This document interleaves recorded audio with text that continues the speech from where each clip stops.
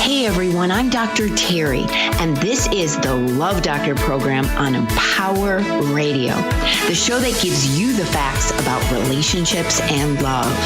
Now, I've been helping individuals and couples improve their relationships for the past 30 years, and today I'm here to give you science-based strategies for your relationships and those of your children.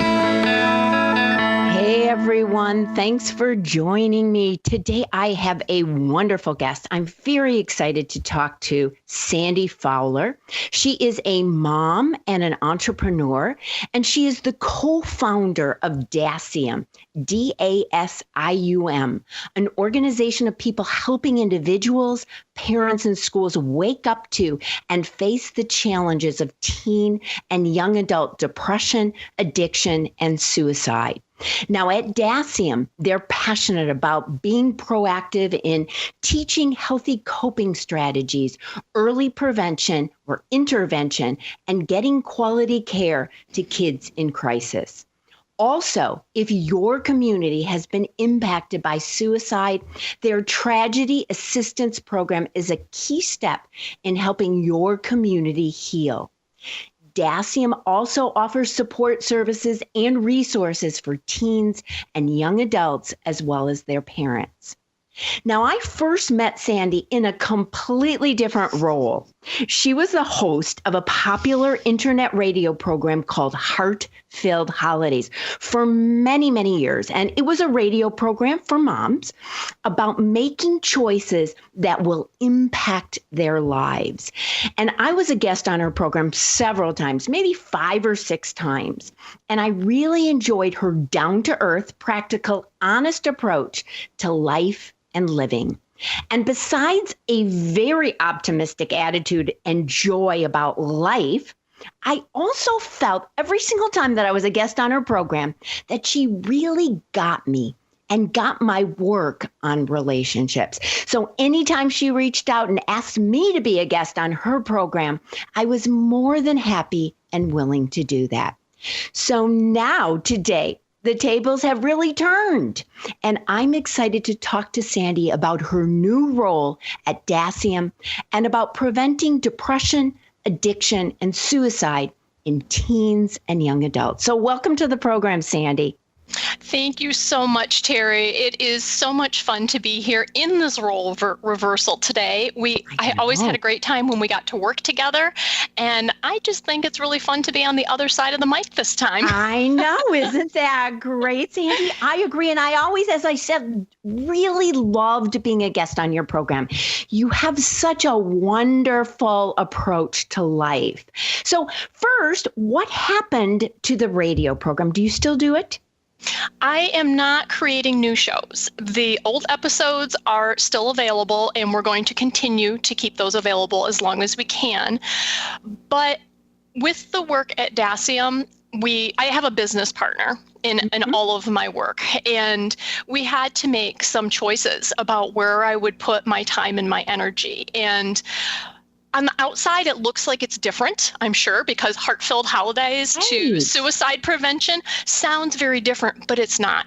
And how is it? Yeah, how is it similar? So I started my work doing life coaching, helping moms make choices that have huge impact on their life, but doing it from looking at our little tiny daily choices and setting them up for success in the little things. And Heart-Filled Holidays grew out of that. We took the Christmas season and used that as an example of how we can improve our life every day.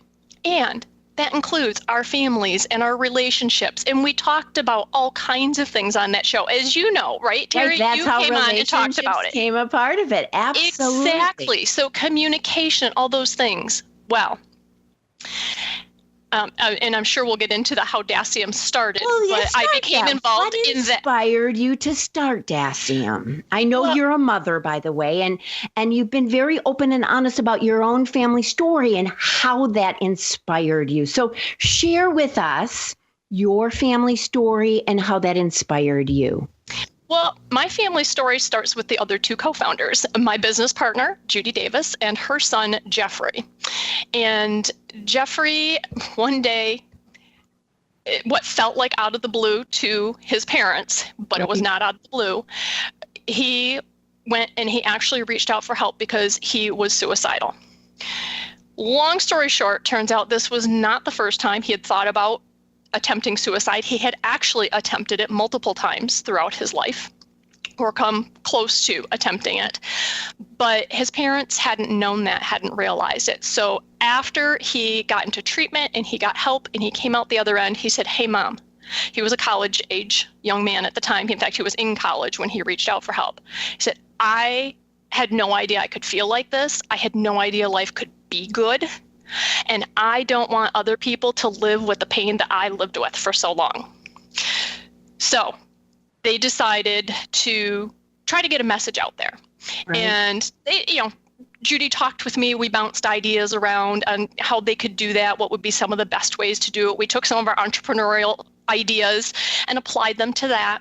They wrote a book called Warning Signs, and it is a guide for parents. Really, I saw that on your website as well. So for parents out there, listeners, it's a great resource for you. Good. So they asked me to read through it. Does this make sense to anybody besides us? And of course, look for typos and proofreading and all of that. In the process of reading the book, I realized, finally opened my eyes to something that I really did already know, and that's that my daughter was in trouble. Mm-hmm. And she needed professional help. And so the fact... Can you tell us, Sandy, what was the one thing that you saw, or was there a specific sign that you read about in the book that related to your daughter? Well, and I have my daughter's permission. She has actually spoken and shared her story publicly. So I have her permission to share her story. And she had actually done some cutting. Mm-hmm. And again, I can get into the long story, but we don't have enough time to go into all of that. Right. But that was one of the signs that you recognized that said, my daughter needs help.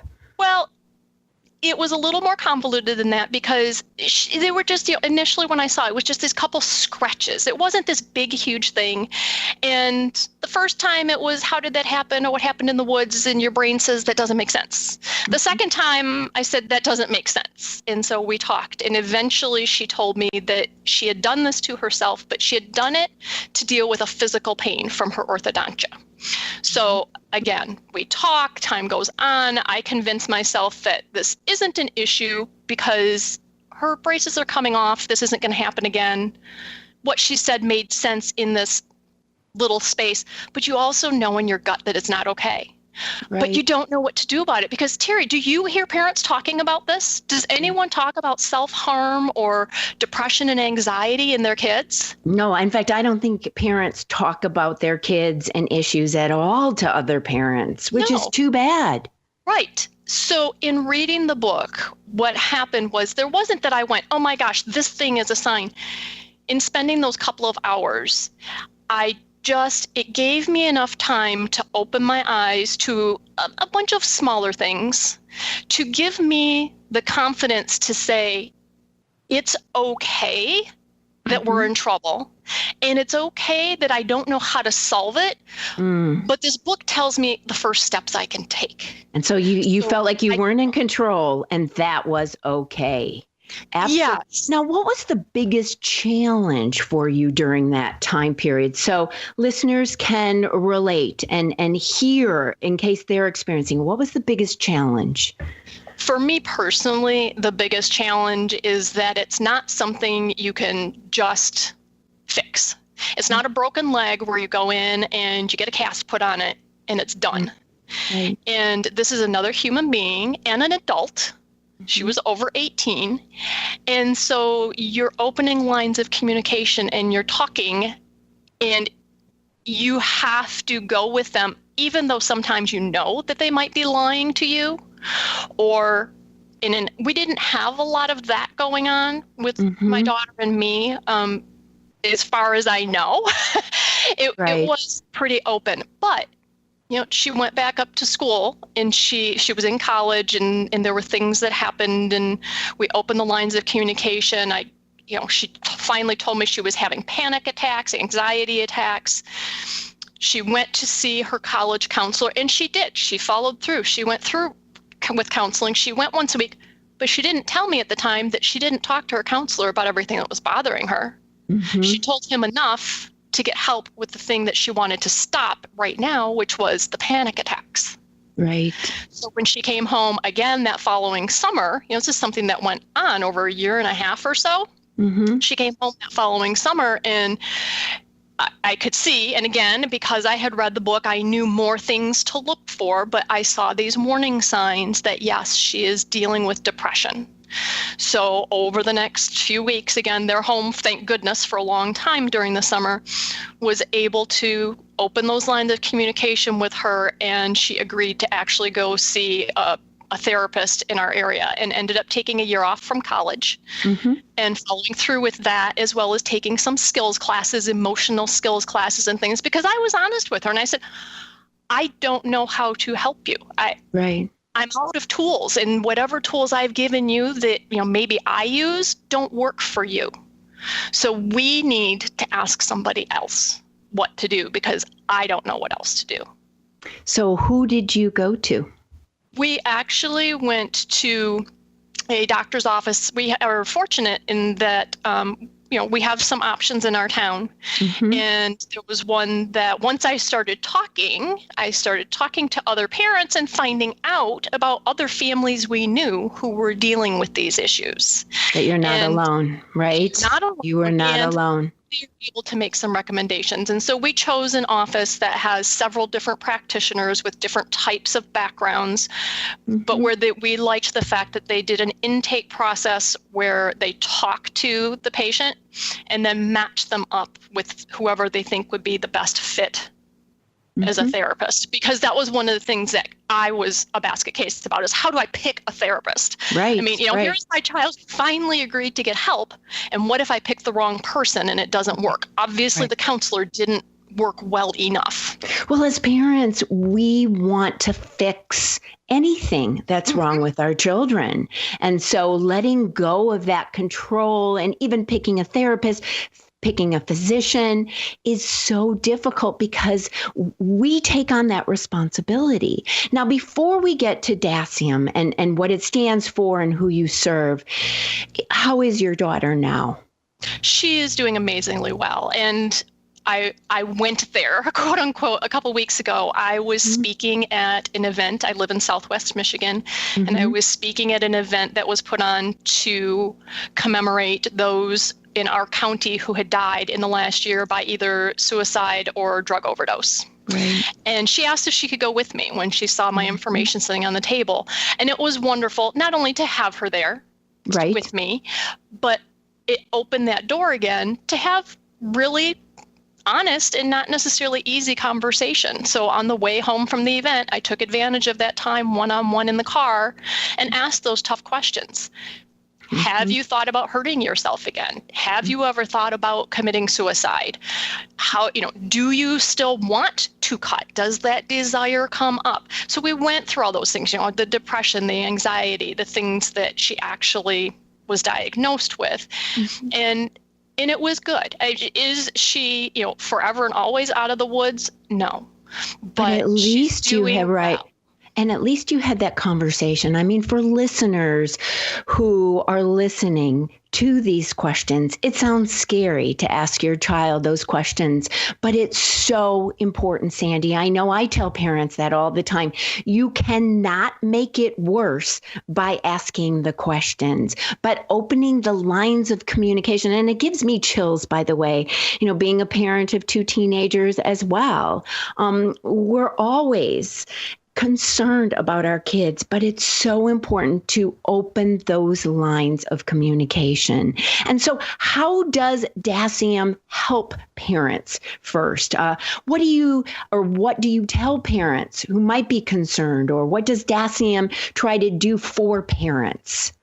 Well, this year at DASIUM is the year of the parent. So good. Judy and I are working very hard behind the scenes, putting together resources for parents. We are creating webinars. We are creating a special area, where you can log in and be part of the parent community, where you can get access to information and resources. And it's bringing that heart-filled holidays back around full circle, Terri. You asked me what was going on. We decided I need to do interviews specifically on topics that help parents parent in a way from the time their kids are little through the time that they're adults living on their own, but parent in a way that is healthy for everybody's emotional health. So we're working on that. Right now, we have a few things on the site. We have the warning signs book, which is an amazing, I'm a little biased because in my opinion, it very well may have saved my daughter's life and made it a lot better. I told you I went to that event. I listened to these young people talking about the years that they spent addicted to drugs and attempting suicide, and we didn't have to live through that because I read this book. So we have and also that. I saw there are downloads for strategies to help your teens with stress and how to de-stress. So there are lots of resources on your website for parents and children. Yes, and like I said, this is the year of the parent. We are going to be adding a lot more things. So if you want to go over there, and we actually have a simpler URL for you, takes you straight to parenting resources. It's mightyparenting.com. Oh, mightyparenting.com. Excellent. Yes. Now, I know it's the year of the parent, and we can come back to parenting if we have enough time, but I was also impressed. I was trying to figure out what I was, but impressed and engaged and interested in what DASIUM does for schools and communities as well.